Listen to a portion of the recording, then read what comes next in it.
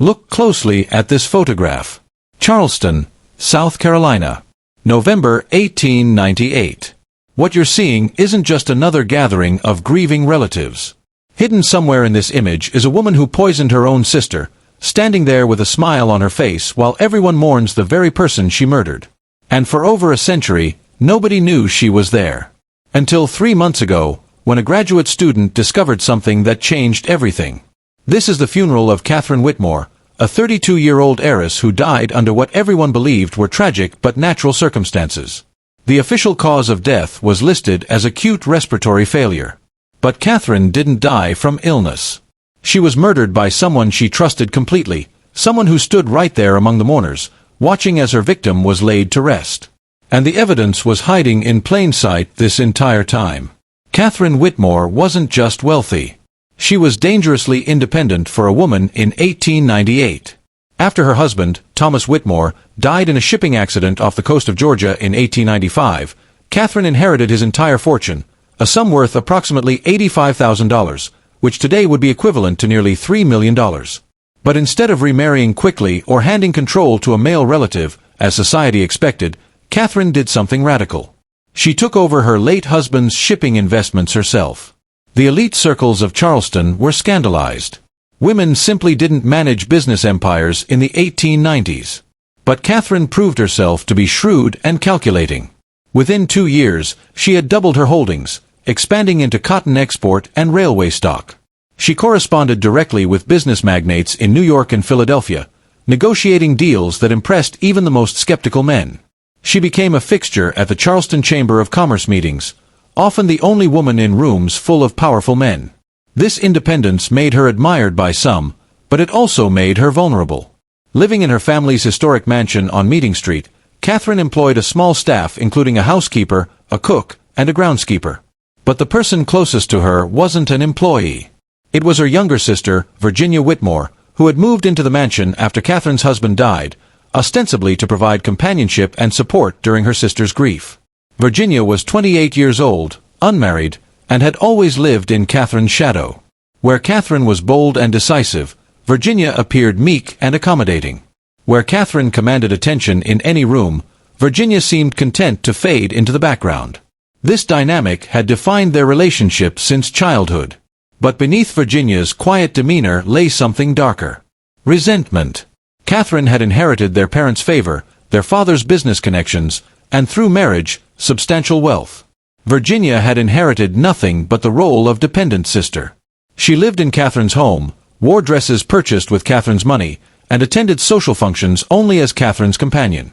Every aspect of her life was defined by her sister's generosity, and with each passing year, that generosity felt more like a prison. By the fall of 1898, Catherine had begun making plans that threatened to change Virginia's situation dramatically. Catherine had started a courtship with Robert Ashland, a respected attorney from Atlanta who had been handling some of her legal affairs. The relationship had grown serious, and those close to Catherine believed an engagement was imminent. For Virginia, this development represented an existential threat. If Catherine remarried, Virginia would likely be expected to establish her own household, live independently, something she had neither the means nor, frankly, the skills to accomplish. She had spent her entire adult life dependent on her sister. But there was something else, something that made Virginia's situation even more desperate. In October 1898, Catherine discovered irregularities in her household accounts. Small amounts of money had been disappearing over several months, amounts that individually seemed insignificant but together totaled nearly $400. Catherine began a discreet investigation, reviewing expenditure records and questioning her staff. Virginia knew it was only a matter of time before the investigation led directly to her. Because Virginia had been stealing from her own sister. Not large sums that would be immediately noticed, but careful, calculated amounts taken from household funds that Catherine provided for daily expenses. Virginia had been using the money to maintain appearances, to purchase things that allowed her to feel less like a dependent and more like Catherine's equal. New gloves, expensive perfumes, donations to charitable causes in her own name, small assertions of independence purchased with stolen money. When Catherine mentioned the missing funds at dinner one evening, Virginia saw her entire world beginning to collapse. Catherine's death came suddenly on the night of November 8, 1898. According to Virginia's account, Catherine had retired to her bedroom around 9 o'clock, complaining of fatigue and a slight headache. Around midnight, Virginia claimed she heard unusual sounds from Catherine's room and went to investigate. She found Catherine in the throes of what appeared to be severe convulsions, struggling to breathe, her body rigid. Virginia immediately summoned Dr. Nathaniel Pierce, the family physician, who arrived within 20 minutes. Dr. Pierce examined Catherine and attempted various treatments, but she died before dawn. His diagnosis was acute respiratory failure, possibly triggered by a sudden cardiac event. Given Catherine's apparent good health prior to that evening, Dr. Pierce noted the death as unexpected but attributed it to one of those tragic medical mysteries that occasionally claimed even young, healthy individuals. In 1898, sudden deaths were common enough that extensive investigation wasn't standard practice, especially for someone of Catherine's social standing where discretion was valued. But the details that Virginia provided didn't quite add up. She claimed Catherine had seemed perfectly well at dinner, eating normally and discussing business correspondence she'd received that day. Yet the housekeeper, Martha Reynolds, later mentioned to friends that Catherine had complained of a bitter taste in her tea that afternoon, something Virginia had prepared personally. Martha had thought nothing of it at the time, assuming the tea leaves had perhaps been steeped too long. This detail would only become significant much later. What Dr. Pierce didn't know, what nobody in Charleston knew in 1898, was that Catherine's symptoms, the rigid convulsions, the respiratory paralysis, the rapid progression from apparent health to death, were textbook signs of arsenic poisoning. Arsenic was readily available in 1898, sold openly in pharmacies and general stores as rat poison and for various household uses. It was also the poison of choice for domestic murders because it was easy to obtain, simple to administer in food or drink, and its symptoms could be mistaken for various natural illnesses. Virginia had been careful. She hadn't administered a single massive dose that might raise immediate suspicions. Instead, over a period of 5 days, she had given Catherine small amounts of arsenic mixed into her tea, building up the toxicity gradually. This method had two advantages. First, it made Catherine's death appear more like a sudden illness rather than acute poisoning. Second, it gave Virginia time to establish an alibi of concerned, caring sisterly devotion, staying close to Catherine, expressing worry about her sister's declining health, creating a narrative of tragic but natural death. The funeral was held 3 days later at St. Michael's Church on Meeting Street, one of Charleston's most prestigious houses of worship. The service was attended by hundreds, a testament to Catherine's prominence in Charleston society. Business associates came from as far as New York and Philadelphia. The mayor attended, as did several state legislators and virtually everyone who mattered in Charleston's social hierarchy. And standing right there in the front row, dressed in appropriate mourning black, was Virginia Whitmore, accepting condolences and appearing every bit the devastated younger sister. The photograph was taken after the graveside service at Magnolia Cemetery. The photographer, Edward Simmons, was Charleston's premier portrait artist, known for his formal compositions and technical precision. Simmons had been commissioned by Catherine's attorney, Robert Ashland, who wanted a permanent record of those who had come to pay their respects to the woman he had hoped to marry. The photograph shows approximately 40 people arranged in careful rows, all dressed in the formal black clothing appropriate for mourning. And there, positioned prominently in the second row, is Virginia Whitmore, her face composed in an expression of appropriate grief. But if you look closely, very closely, you can see something that nobody noticed in 1898. Virginia isn't looking at the camera like everyone else. Her eyes are directed slightly to the left, toward Robert Ashland, and there's something in her expression that doesn't quite match the grief she should be feeling. Modern psychological analysis would later identify it as predatory assessment. For Virginia, Catherine's death had solved multiple problems simultaneously. The investigation into the missing household funds died with Catherine. Virginia's position as dependent sister transformed overnight into something far more valuable. As Catherine's only living relative, Virginia inherited everything: the mansion, the shipping investments, the railway stock, the entire fortune. Within weeks of her sister's funeral, Virginia Whitmore went from living on her sister's charity to being one of the wealthiest women in South Carolina. But Virginia had made several mistakes, small errors that would have meant nothing in 1898 but would eventually expose her crime. The first mistake was timing. Virginia had been too eager to establish control over her new inheritance. Within 2 weeks of Catherine's death, before the period of deep mourning had even properly begun, Virginia was meeting with attorneys and bankers, asserting her rights to Catherine's estate and making plans for her financial future. This behavior struck some observers as unseemly, though nobody voiced their concerns openly. The second mistake was disposal. Virginia had kept the container of arsenic she'd used, hidden in her personal belongings rather than disposing of it properly. She convinced herself she might need it again someday, a chilling indication of her psychological state. And the third mistake was the photograph itself. Virginia had insisted on being prominently positioned in the funeral photograph, wanting to be seen as the chief mourner and Catherine's closest family. This vanity would eventually prove to be her undoing. For over a century, the photograph sat in the archives of the Charleston Historical Society, just another funeral portrait from the Victorian era. Catherine Whitmore's death remained a footnote in Charleston's social history, a tragic but unremarkable passing of a prominent businesswoman.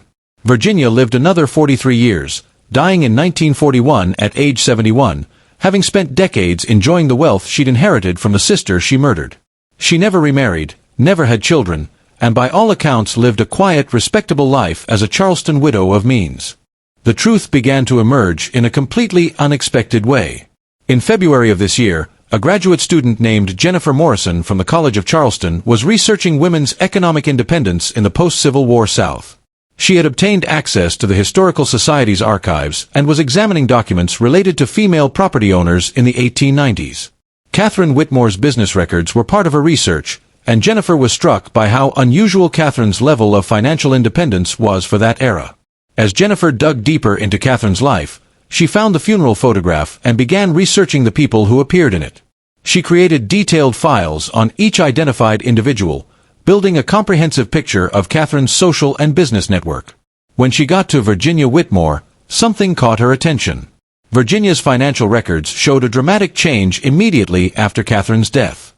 Not just the inheritance, which was expected, but specific purchases and transactions that seemed oddly rushed. Jennifer discovered that Virginia had sold several of Catherine's shipping investments within months of her death, despite these investments being highly profitable. This seemed strange unless Virginia had needed immediate liquid capital for some reason. Jennifer also found correspondence between Virginia and various merchants showing purchases of expensive items, jewelry, fine furniture, imported fabrics, all made within the first year after Catherine's death. The pattern suggested someone who had suddenly come into wealth and was eager to enjoy it, rather than someone genuinely grieving a beloved sister.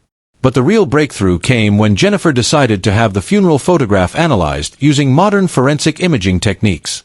She contacted Dr. Michael Chen, a professor of forensic photography at George Washington University who specialized in historical image analysis. Dr. Chen used advanced digital enhancement and facial microexpression analysis to examine the photograph. What he discovered was startling.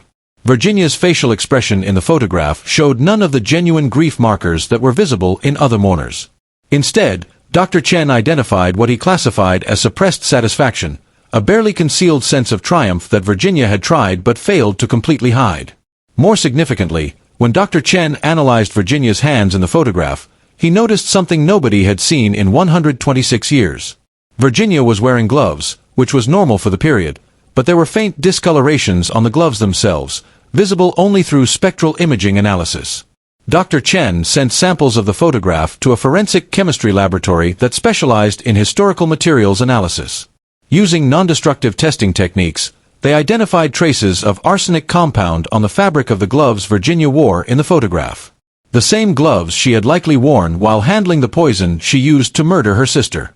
Virginia had been so confident in her crime, so certain she would never be caught, that she wore those gloves to Catherine's funeral and posed for a photograph that would preserve her guilt for future generations to discover. Jennifer Morrison presented her findings to the Charleston Police Department's Cold Case Unit in August. While the case was obviously far too old for criminal prosecution, the department worked with Jennifer and Dr. Chen to build a comprehensive historical investigation. They obtained permission to examine Virginia Whitmore's personal effects, which had been donated to the Historical Society after her death in 1941. Among Virginia's belongings, preserved in a locked trunk that had never been fully catalogued, they found a small glass vial with residue that tested positive for arsenic trioxide, the exact compound used in rat poisons in the 1890s. They also found Virginia's personal diary, which she had kept throughout her life. The entries from 1898 were particularly revealing. In October, just weeks before Catherine's death, Virginia had written, "Catherine questions every expense now, treating me like a common thief rather than her sister." Everything I have exists only by her grace, and she never lets me forget it. Robert Ashland will only make things worse. I cannot continue living this way." And then, dated November 10th, 2 days after Catherine's death, Virginia wrote simply, "It's done. I am finally free." The Charleston Police Department officially reopened the case file on Catherine Whitmore's death, classifying it as a solved historical homicide. The findings were presented at a press conference in September, attracting national attention. Catherine Whitmore's grave at Magnolia Cemetery now bears an additional plaque acknowledging that she was murdered by her sister Virginia, a victim of domestic betrayal and poisoning. The funeral photograph has been removed from general display at the Historical Society and is now part of a special exhibit on forensic history and unsolved crimes.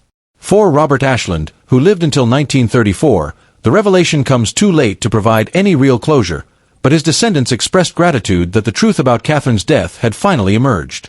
As for Virginia Whitmore, she lived her entire life believing she had committed the perfect crime, never knowing that the photograph she insisted on being part of contained the evidence that would eventually expose her guilt.